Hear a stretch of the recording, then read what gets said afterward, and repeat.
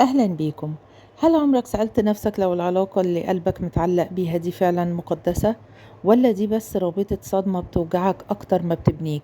النهاردة هنتكلم مع بعض بصراحة، وهنفرق بين رابطة الصدمة وبين توأم الشعلة الحقيقي اللي ربنا كاتبه ليكي. خليكي معايا للآخر، يمكن ده الفيديو اللي هينور لك روحك، لأن في الفيديو ده هنعمل مقارنة صريحة وعميقة بين رابطة الصدمة واتحاد توأم الشعلة. مش كل علاقة قوية معناها إنها مقدسة، ومش كل اللي بيحركك بعمق يكون توأم شعلتك. هنكشف العلامات وهنفرق بين الألم اللي بيعلقك وبين الحب اللي بيشفيكي ويقربك لربنا. لو مستعدة تعرفي الحقيقة، اسمعي الفيديو للآخر، وما تنسيش اللايك والشير وسبسكرايب. اللي ما اشتركش ولسه جديد في القناة يا ريت يشترك في القناة ويفعل الجرس للكل عشان يوصلكوا كل جديد إن شاء الله. نكتب 11 11 في التعليقات ويلا بينا نشرح.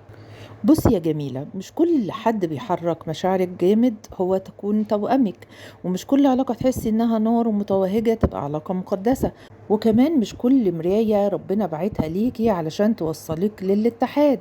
تعالي نغوص شوية أعمق. من بره كتير بيتهيأ لهم إن رابطة الصدمة وتوأم الشعلة زي بعض، الاتنين فيهم جاذبية غريبة، الاتنين بيطلعوا أعمق جروحكم، الاتنين ممكن يخلوا دماغك توسوس وتفكر طول الليل، والاتنين ممكن يفتحوا باب لصحوة روحية.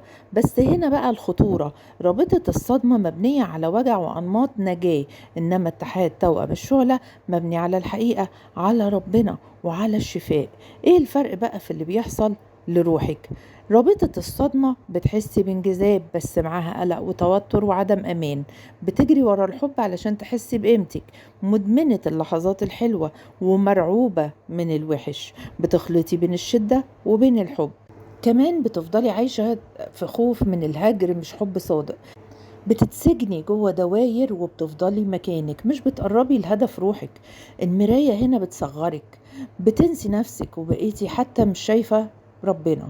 اتحاد توأم الشعلة مختلف، بتحسي بأمان في روحك حتى لو الإحساس قوي جدا، الجروح بتظهر بس بيقابلها نمو وصدق، في وعي مشترك، في احترام، في استعداد دايما للتطور.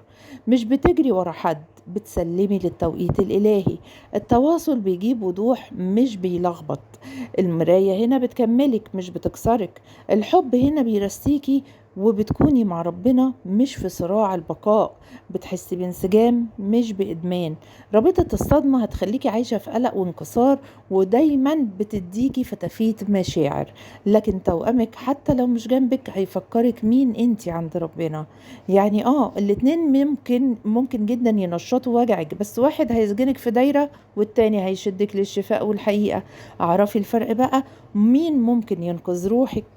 وصدقيني التمييز والفرق بين رابطة الصدمة واتحاد توأم الشعلة مش رفاهية، ده أمان لروحك. واوعي تنسي الحب الحقيقي هيثبتك كمان مع ربنا، مش هيضيعك، مش هيبعدك عن ربنا. لو الفيديو ده لمسك سيبيلي تعليق ب 11 11 عشان تأكدي نيتك للاتحاد الحقيقي اللي ربنا محضره ليكي.